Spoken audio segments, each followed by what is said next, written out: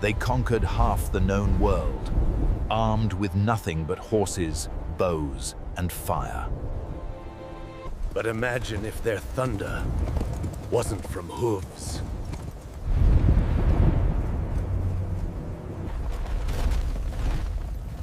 What if the Mongols rode into battle on tanks? This is the story of the Iron Horde. In 1206, Genghis Khan united the tribes of the steppe east and forged a storm the world had never seen. A man born in hardship, destined to command nations. From the frozen tundras to the Persian deserts, his armies moved faster than fear itself. The greatest cavalry, reborn as an armored legion.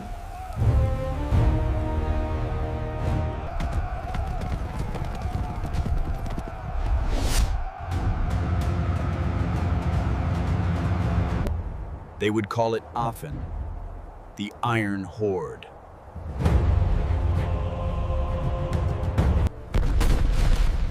Their enemies would never see the sunrise again.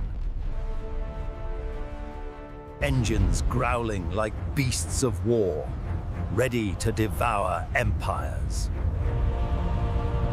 No wall could stand, no kingdom could hide.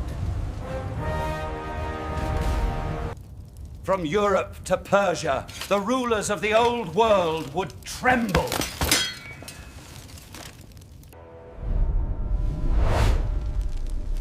In our world, horses carried their empire faster than any. The Mongols, masters of movement, would command not cavalry, but armored thunder. For now, the world would witness the rise of a god made of iron. Strategy unchanged, speed and surprise. But now, unstoppable. For every horse that once carried a warrior, now a tank carried an army. The Iron Horde would move with impossible range. Deserts, tundras, mountains, no barrier left.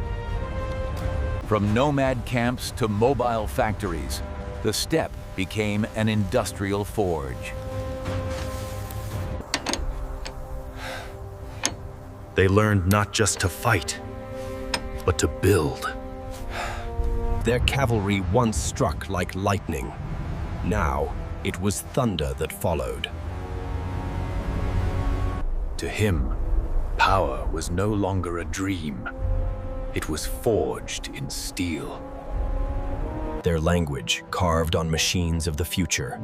Tradition married to technology. In weeks, a new kind of storm began to roll across the horizon.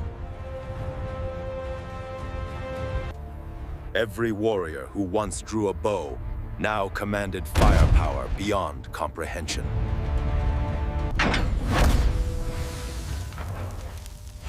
The bowstring gave way For the Horde.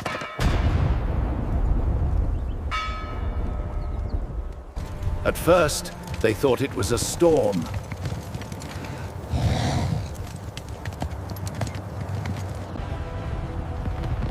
To the cannon. The Iron Horde was ready to ride. Steel beasts replacing stallions. But conquest is more than machines. It demands purpose. Genghis sought not destruction, but dominion, to bring all under one banner. Europe would be next. But the storm had engines.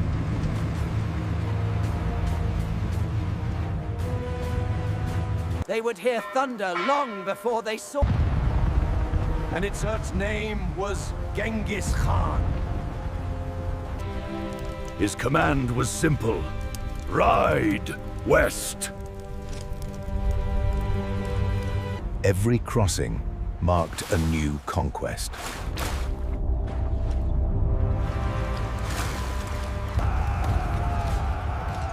The world had never seen such precision, such fury, such iron. At sunrise, the Iron Horde awoke, steel breathing in the cold air of destiny. Every machine became a mount of empire. And their Khan stood taller than kings. The steppe thundered again, but this time in metal.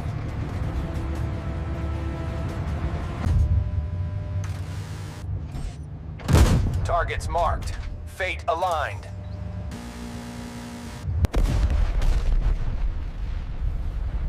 The age of arrows ended in a single shot.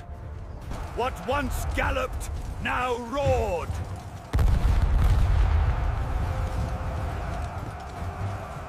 They fought with the same rhythm as archers of old. Swift, silent, deadly.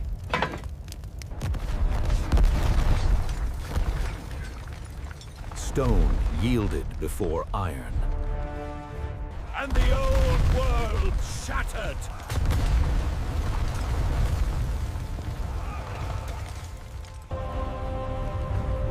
Each victory redrew the map of mankind. No army could match their vision or their velocity. Rivers became mirrors of conquest.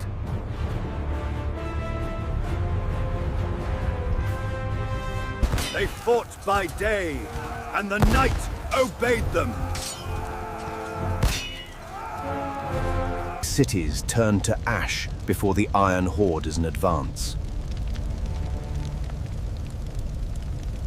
In courts of Europe, kings whispered the name Khan, like a prayer for mercy.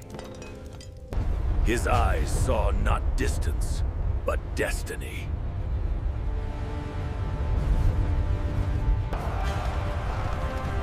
The Iron Horde left silence where kingdoms once stood. For them, victory was tradition. Only the tools had changed. He dreamed beyond empire, to unify the earth beneath one law. Even the roof of the world bowed to their passage.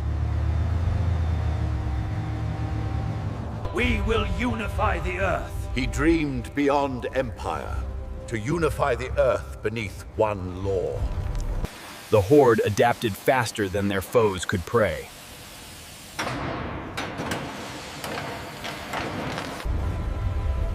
To them, machines were not weapons.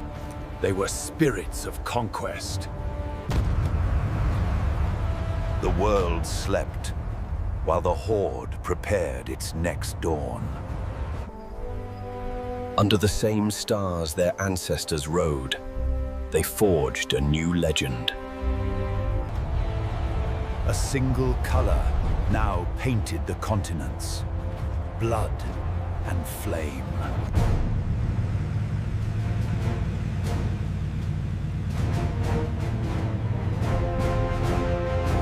The Iron Horde had risen, and the world would never be the same. Even iron bends beneath time.